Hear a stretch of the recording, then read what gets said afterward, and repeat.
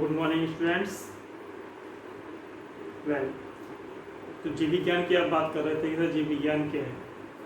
तो सबसे पहले आप ये समझो कि जब हम ये कहें पृथ्वी का निर्माण हुआ, पृथ्वी के निर्माण के बाद आप सबको पता है कि पृथ्वी पर जीवन की उत्पत्ति तकरीबन कब मानी जाती है, 3.7 बिलियन ईयर्स अगो।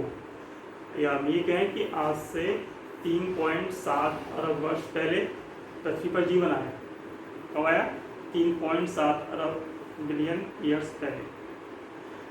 पानी बना, हवा बनी, ये सब चर्चा का विषय भी फिलहाल नहीं है। लेकिन जीवन जब आया तो इस जीवन के बारे में जो हमने चर्चा की या इसका हमने जो अध्ययन किया, इस अध्ययन को जिस विज्ञान की शाखा में हम पढ़ते हैं उसे हम क्या बोलते हैं? जीव विज्ञान बोलते हैं, या फिर हम ये कहें कि हमसे क्या बोलते हैं? बायोलॉजी बोलते हैं। बायो मीन्स जैव और लॉजी मीन्स स्टडी। ये तो अब जनरली आपको पता ही है, बायो प्लस लॉजी।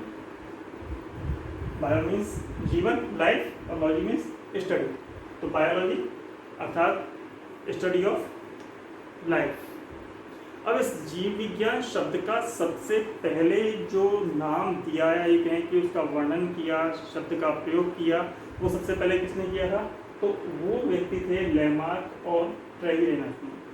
लेमार्क जो वैज्ञानिक थे जिन्होंने उपादित लक्षणों का सिद्धांत भी दिया था, आपने पढ़ाया ध्यान दिया हुआ पिछली क्लास में।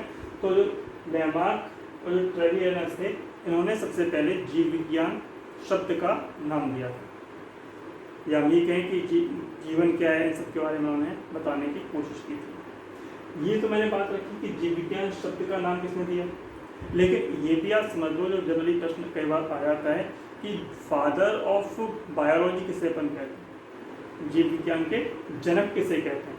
तो जीव विज्ञान के जनक हम मानते हैं अरस्तु। जीव विज्ञान के जनक होने के साथ ही अरस्तु को हम फादर ऑफ जूलॉजी भी कहते हैं।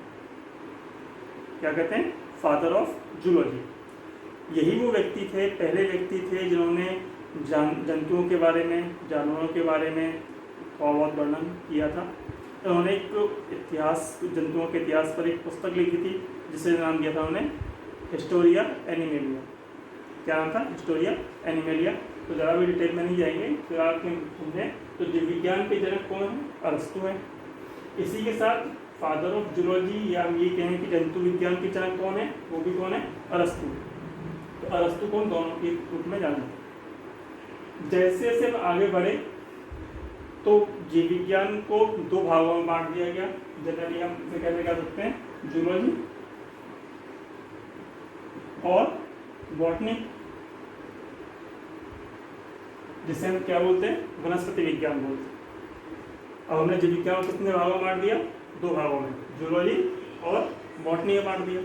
तो बॉटनी के फिर अध्यक्ष फादर कौन थे, या बॉटनी के जो जनक किसे माना जाता है? तो वनस्पति विज्ञान के जनक मानते हैं हम किसे? थियोफ्रेस्टस को। वनस्पति विज्ञान के जनक, या हम कहें कि फादर ऑफ बॉटनी कौन है, तो वो है थियोफ्रेस्टस। इसके साथ में एक चीज और भी जनरली प्रश्न पूछा जाता है कि फादर ऑफ मॉडर्न बॉटनी कौन है। हम ये कहें कि आधुनिक वनस्पति विज्ञान के जनक कौन है, तो वो कौन है? अपने लिनियस। तो दोनों चीज में थोड़ा सा अंतर ध्यान रखना है। अगर प्रश्न पूछता है कि वनस्पति विज्ञान के जनक कौन है, तो बताना है आपको थियोफ्रेस्टस। और अगर आपसे पूछता है कि आधुनिक वनस्पति विज्ञान के जनक कौन है, तो आपका प्रश्न का जवाब क्या होगा? लिनियस।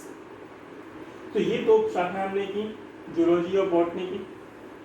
अब इसके बाद थोड़ा सा विज्ञान और आगे बढ़ा, जैसा कि आपको भी हल्का फुल्का जानकारी है, हमने पहले भी चर्चाएं की हैं कि सबसे पहले जीवन के बारे में जानने की इच्छा होना शुरू हुई तो एक वैज्ञानिक थे रॉबर्ट हुक। नाम सुना? तो रॉबर्ट हुक थे, इनको हम ये कहते हैं कि इन्होंने सबसे पहले कोशिका की खोज की थी। ये जनरली मैं पहले ही बता चुका हूँ आपको मैं कि इन्होंने कॉर्क की कोशिका में कॉर्क लिया था उन्होंने, और कॉर्क को सेक्शन करके माइक्रोस्कोप के नीचे देखा था। तो उन्होंने एक सेल लाइक स्ट्रक्चर या उनके बॉक्स देखने को मिले। इन बॉक्स को उन्होंने सेलुलर नाम दिया था, और जिसे हम बोलते हैं कोशिका बेसिकली। इसी से आगे जाके नाम पड़ा सेल। ठीक है, कोशिका। तब उन्होंने पता लगा कि फिर ये, हाँ, एक प्रश्न जनरली पूछा जाता है कि कई बार पूछते हैं कि रॉबर्ट हुक ने जो कोशिका खोजी थी या जो कोशिका देखी थी वो जीवित थी या मृत थी। तो यहाँ पर पहले बात कर चुका हूँ मैं कि कॉर्क को उन्होंने सेक्शन किया था, उसको माइक्रोस्कोप के नीचे देखा था, तो कैसी सेल थी, डेड सेल थी। तो ये आपको ध्यान रखना है। खैर फिलहाल हमारे यहाँ पे विषय क्या है कि सेल के बारे में बात कर रहे थे। तो यहीं से बात आती है कि कोशिका विज्ञान का जनक हम इसे मानते हैं रॉबर्ट हुक को मानते हैं।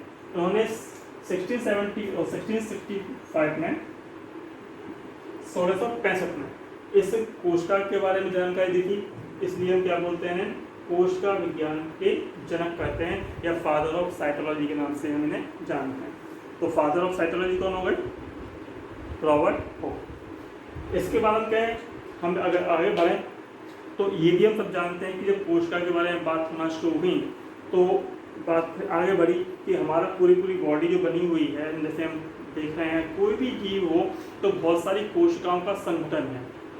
और जब ये कोशिकाएं संगठित होती हैं तो एक विशेष प्रकार का एक नया रूप धारण करती हैं, जिसे हम क्या बोलते हैं, ऊतक। ठीक है, तो ऊतक विज्ञान, यहाँ से एक नई शाखा पैदा हुई, ऊतक विज्ञान, जिसे हम इंग्लिश में बोलते हैं हिस्टोलॉजी। तो इस हिस्टोलॉजी के फादर कौन थे, हिस्टोलॉजी के फादर मानते हैं मार्सेलो मेल्पिन। तो मार्सेलो मेल्पिन कौन हुए, फादर ऑफ हिस्टोलॉजी या ऊतक विज्ञान के जनक। तो ये सारी बातें हम आज जानी हमने कि जीव विज्ञान शब्द का सबसे पहले प्रयोग किसने किया, जीव विज्ञान के जनक कौन है, फादर ऑफ जूलॉजी कौन है, फादर ऑफ बॉटनी कौन है, थियोफ्रास्टस, और फादर ऑफ मॉडर्न बॉटनी कौन है, लिनियस, फादर ऑफ साइटोलॉजी कौन है, रॉबर्ट हुक, और फादर ऑफ हिस्टोलॉजी कौन है, मार्सेलो मेल्पिन। तो बाकी की बात अगली क्लास में करेंगे। Till then bye bye, have a good nice day.